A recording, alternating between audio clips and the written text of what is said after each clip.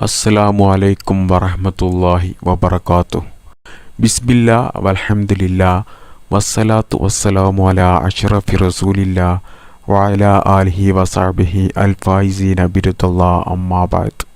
പ്രിയപ്പെട്ട സ്നേഹം നിറഞ്ഞ മുഅ്മിനീങ്ങളായ സഹോദരി സഹോദരന്മാരെ, അല്ലാഹു സുബ്ഹാനഹു തആല നമുക്ക് നല്ലത് പഠിക്കാനും അത് നല്ല രീതിയിൽ ജീവിതത്തിൽ പകർത്താനും അല്ലാഹു തൗഫീക്ക് ചെയ്യട്ടെ.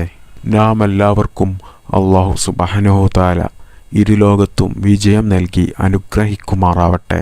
എല്ലാ ക്ലാസ്സിൻ്റെയും വീഡിയോക്ക് താഴെ ഒരുപാട് ആളുകൾ അവരുടെ ബുദ്ധിമുട്ടുകളും പ്രയാസങ്ങളും സങ്കടങ്ങളും പറഞ്ഞ് ദുആ ചെയ്യാൻ പറയാറുണ്ട്. അല്ലാഹുവേ, എല്ലാവരുടെയും പ്രയാസങ്ങളും ബുദ്ധിമുട്ടും വിഷമങ്ങളും മാറ്റി അവരുടെ ജീവിതത്തിൽ നല്ല റഹ്മത്തും ബറക്കത്തും നല്ല സന്തോഷവും നൽകി അനുഗ്രഹിക്കു റബ്ബേ. ആമീൻ യാ റബ്ബൽ ആലമീൻ. പ്രിയപ്പെട്ട മുഅ്മിനീങ്ങളെ, ഇന്ന് നാം ചർച്ച ചെയ്യാൻ പോകുന്നത് തമ്പനയിലിൽ കണ്ടതുപോലെ തന്നെ പെട്ടെന്ന് എങ്ങനെ പണക്കാരനാകാം എന്നുള്ളതാണ്. പണം, സമ്പത്ത് എന്നത് ജീവിതത്തിൽ പ്രധാനപ്പെട്ട അനിവാര്യമായ ഒരു ഘടകമാണ്. അതുപോലെ തന്നെ മനുഷ്യനെ എപ്പോഴും ആകർഷിപ്പിക്കുന്ന ഒരു ഘടകമാണ് സമ്പത്ത് എന്നത്.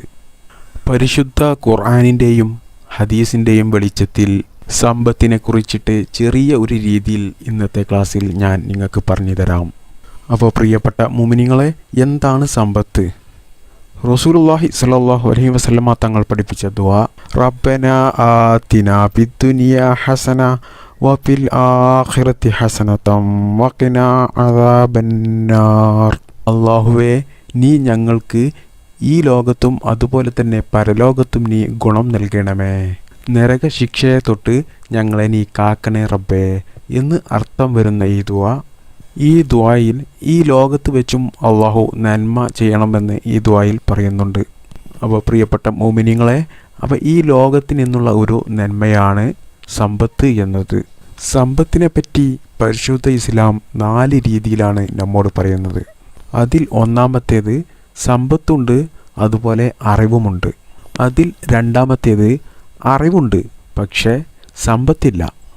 മൂന്നാമത്തേത് സമ്പത്തുണ്ട്, അറിവില്ല. അതിൽ നാലാമത്തേത് സമ്പത്തുമില്ല, അറിവുമില്ല.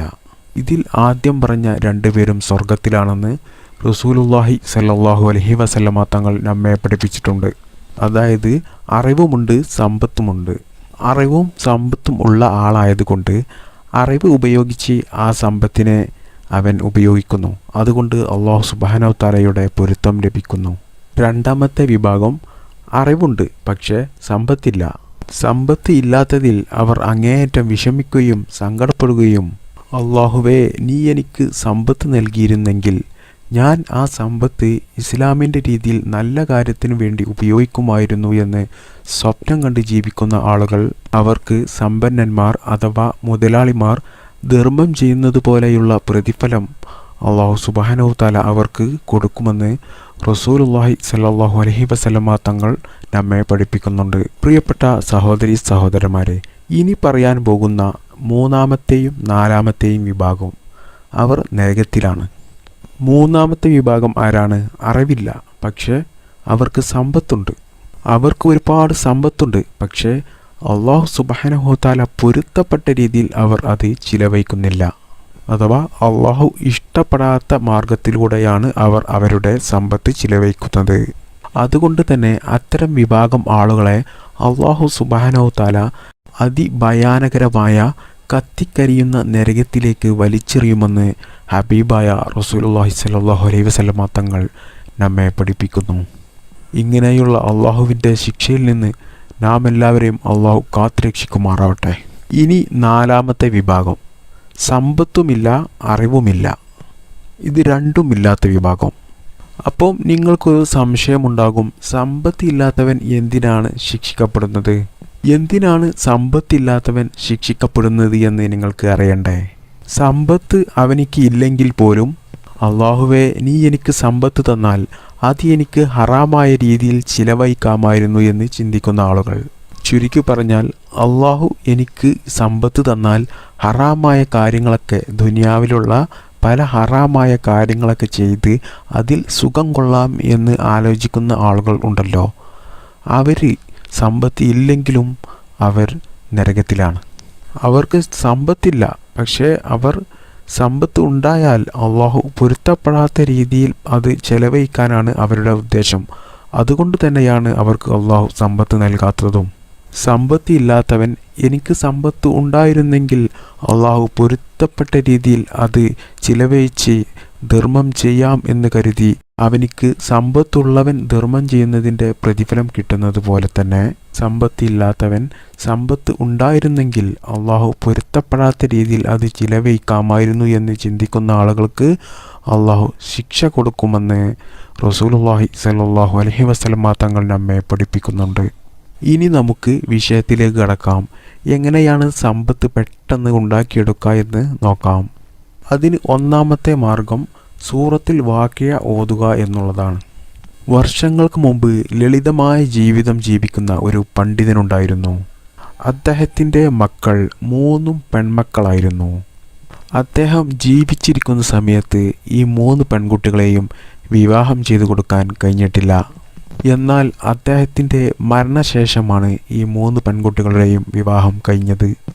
അദ്ദേഹത്തിൻ്റെ മരണസമയത്ത് അദ്ദേഹത്തിൻ്റെ ഭാര്യ വിങ്ങുന്ന മനസ്സോടുകൂടി അദ്ദേഹത്തോട് ചോദിച്ചു, പ്രിയപ്പെട്ട ഭർത്താവേ, നമ്മുടെ മക്കളുടെ കാര്യം എന്താണ് ചെയ്യുക? നമ്മുടെ മക്കളെ ഇതുവരെ വിവാഹം ചെയ്ത് പറഞ്ഞയച്ചിട്ടില്ലല്ലോ. അപ്പോൾ അദ്ദേഹം ഭാര്യയോട് പറഞ്ഞു, അതിൽ നീ വിഷമിക്കേണ്ട, നമുക്ക് സമ്പത്ത് അല്ലാഹു സുബ്ഹാനഹു വ തആല അധികരിപ്പിച്ചു തരും. നമുക്ക് ദാരിദ്ര്യം ഒരിക്കലും ഉണ്ടാവുകയില്ല. അതിനുള്ള ഉപാധി ഞാൻ എൻ്റെ മക്കൾക്ക് പറഞ്ഞു കൊടുത്തിട്ടുണ്ട് എന്ന് പറഞ്ഞു. അങ്ങനെ ആ മഹാനായ പണ്ഡിതൻ മരണപ്പെട്ടു. അങ്ങനെ ഈ ഉമ്മ മകളോട് ചോദിച്ചു, ബാപ്പ എന്താണ് ഇതിനുള്ള പരിഹാരം നിനക്ക് പറഞ്ഞു തന്നത് എന്ന് മകളോട് ചോദിച്ചപ്പോൾ മകൾ പറഞ്ഞു, സൂറത്തുൽ വാഖിയ പാരായണം ചെയ്യാനാണ് എന്നോട് ബാപ്പ പറഞ്ഞത് എന്ന് പറഞ്ഞു. അതുകൊണ്ട് പ്രിയപ്പെട്ട മുഅ്മിനീങ്ങളെ, നമ്മൾ സൂറത്തുൽ വാഖിയ പാരായണം ചെയ്യുക. അതുപോലെ തന്നെ യാ അനിയ്യു യാ അല്ലാഹ് എന്ന ദിക്റും അധികരിപ്പിക്കുക. അതുപോലെ തന്നെ അസ്തഗ്ഫിറുല്ലാഹൽ അലീം എന്ന് അധികരിപ്പിക്കുക. ചുരുങ്ങിയത് ഒരു 500 വട്ടമെങ്കിലും ഇതൊക്കെ ഒരു ദിവസം ചൊല്ലുക. പ്രിയപ്പെട്ട മുഅ്മിനീങ്ങളെ, ഇതുപോലെയൊക്കെ നിങ്ങൾ ജീവിതത്തിൽ ചെയ്യുകയാണെന്നുണ്ടെങ്കിൽ തീർച്ചയായിട്ടും അല്ലാഹു സുബ്ഹാനഹു വ തആല നിങ്ങൾക്ക് പണം സമ്പത്ത് അധികരിപ്പിച്ചു തരും എന്നുള്ള കാര്യത്തിൽ യാതൊരു സംശയവും വേണ്ട. അല്ലാഹു സുബ്ഹാനഹു വ തആല നമുക്കെല്ലാവർക്കും ഹലാലായ മാർഗത്തിലൂടെ സമ്പത്ത് അധികരിപ്പിച്ചു തരികയും അത് ഹലാലായ മാർഗത്തിലൂടെ ചെലവഴിക്കാനും അല്ലാഹു തൗഫീഖ് നൽകി അനുഗ്രഹിക്കുമാറാവട്ടെ. ആമീൻ ബിറഹ്മതിക യാ അർഹമർ റഹീമീൻ. അസ്സലാമു അലൈക്കും വറഹ്മത്തുള്ളാഹി വബറകാതുഹു.